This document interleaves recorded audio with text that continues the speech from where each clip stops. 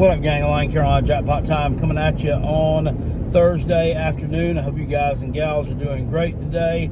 Listen, if you're new around here, consider staying true around here. Subscribe to the Carolina Jackpot channel. And while you're at it, hit this video with a thumbs up if you enjoy the content that you see here today. 2022 Tennessee Vol fan base versus 2023 Florida State Seminole fan base. Which one takes the case as being the most butthurt?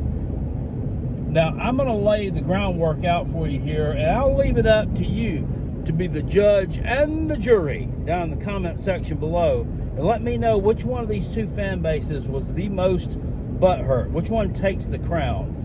2022 Tennessee Vols, let me refresh your memory since it's, a little bit ago. Tennessee is rolling through the season, right? They are unstoppable. Josh Heupel's offense is humming like a new toy. Hendon Hooker is throwing touchdown after touchdown after touchdown. Jalen Hyatt is catching touchdown after touchdown. Hardly any interceptions at all. They are running through that schedule like smoke through a screen fence. Then they wind up in Athens the first Saturday in November. They lose to Georgia. And this is when we started to hear the excuses coming from the Tennessee fans as to why these losses would come and the subsequent loss after this would come. Number one excuse I heard that day was, well, it's because it started raining. It also rained when Georgia had the ball as well that day. So that one was pretty null and void. Okay. I also heard the refs. Okay, the same refs officiated the game for Georgia as well as for Tennessee in that game.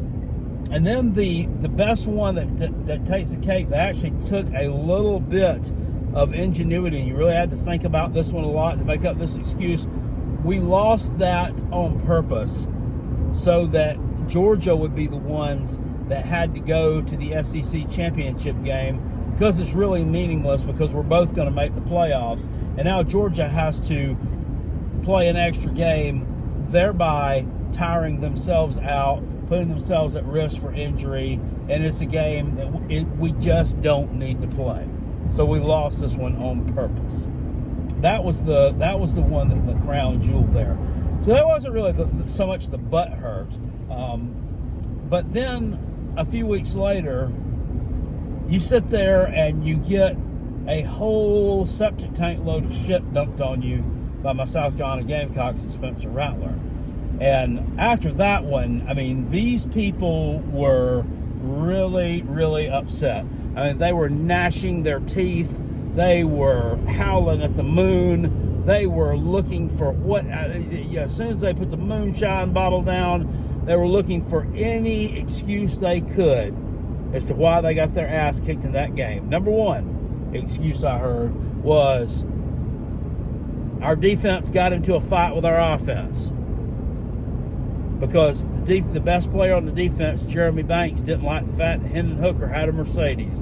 Number two excuse that I heard, our defensive coordinator, Tim Banks, was about to fight some people in the locker room. Number three excuse I heard, our best player on defense, Jeremy Banks, didn't make the trip.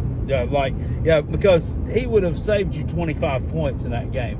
Number four excuse that I heard was that South Carolina actually dumped sand on the field of their own stadium. That's right. We took a load of sand, scooped fresh off the shores of Myrtle Beach, and dumped it on the turf at Billy Bryce before that game to slow down the Tennessee wide receivers. Those are the excuses I heard then. Then, almost a year later, some more excuses come to light. South Carolina cheated. South Carolina, this was the only time South Carolina ever wore wristbands, was in this game. This was Connor Stallions, the ex-Michigan staffer, called Shane Beamer and gave him Tennessee's signals, because he'd been scouting out Tennessee's signals because they were a potential playoff opponent for Michigan. And we wanted to make sure they didn't get in the playoffs. Okay, that sounds good.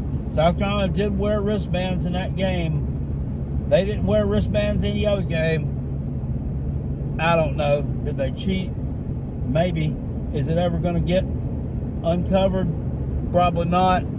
Does anybody give a shit anymore? No. But you do. You still complain about it. And you're still butthurt about it. So that's my case for the 2022 Tennessee Vols. The 2023 Florida State Seminoles is way worse, really, but it's much more concise to explain. Florida State is running through the season undefeated.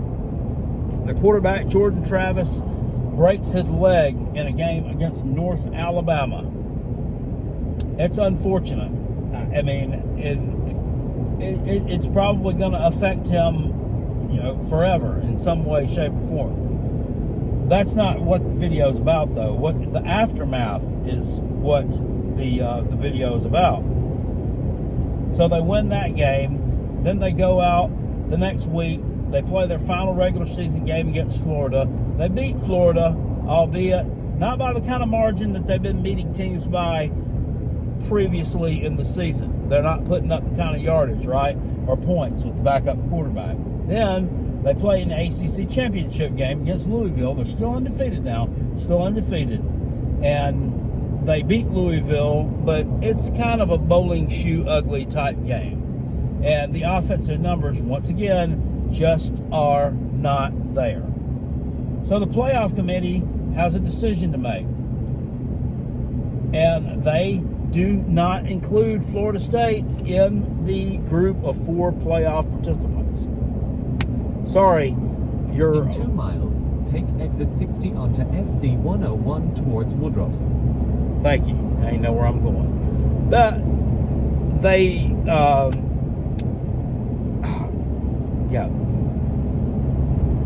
kind of shafted them a little bit, I guess they feel like. They kind of shafted them, kind of unfair. Look, I get why you're upset. But one of the rules on the playoff committee's criteria was that the absence of a player or coach that had a significant impact on your success during the regular season being unavailable for the games is a big deal. And so you got left out. And the excuses, the crying, it has been nonstop for the past 7 months. It's ESPN's fault. It's the playoff committee's fault. It's everyone's fault, but it's really no one's fault. You did what you had to do. Fate dealt you an ugly hand. The college football gods dealt you an ugly hand. Guess what? The college football gods have been dealing my team an ugly hand for 100 years. I'm not sitting here crying about it. Get over it. The most sickening and disgusting display was the way that your team, or so-called team, absolutely was a no-show in the bowl game against Georgia. Being in the Orange Bowl in a New Year's Six game against a team that's won 2 out of the last 3 national championships, or at the time it had been the previous 2 national championships, is a big damn deal. And I'm reading today in an article about Mike Norvell and the culture that he's built at Florida State. What culture? What culture? You're a bunch of quitters. You're a bunch of quitters. That's not culture. That's crap. But yet the fan base has continued to defend it to the freaking hilt. And last night on our live Rob and Kale call-in show, we had a Florida State fan call in, and we're just talking football. And I let it be known that I was taking Georgia Tech to cover the spread against Florida State in their opener in Dublin, Ireland. Are they going to cover the spread? I don't know.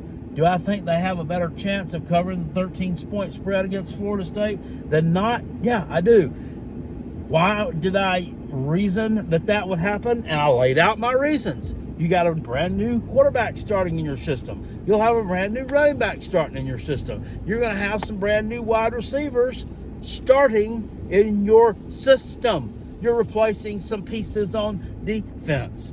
Georgia Tech, while not a very good team, they're a marginally trying to become decent team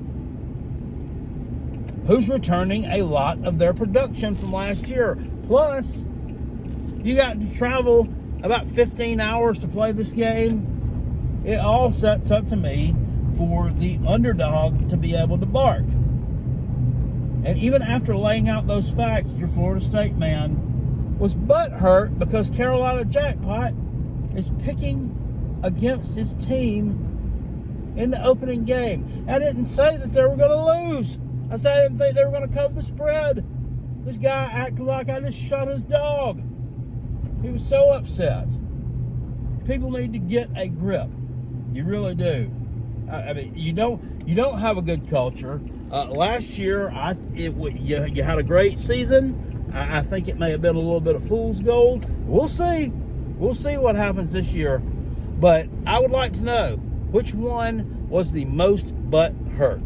The 2022 Tennessee Vols or the 2023 Florida State Seminoles. I'll take your opinions down in the comment section below. And oh, by the way, also in that description box below, if you'd like to donate to the channel, leave $1 or $2, please feel free. Venmo, PayPal, or Cash App. I'll take all three methods. It don't have to be no more than $1. I really would appreciate it. I don't take any money from sweaty bras either, at least not over the internet, so that's out. So anyway, I'll see you guys later on. I appreciate you. Peace, and I'm out. And go Gamecocks. Catch y'all next.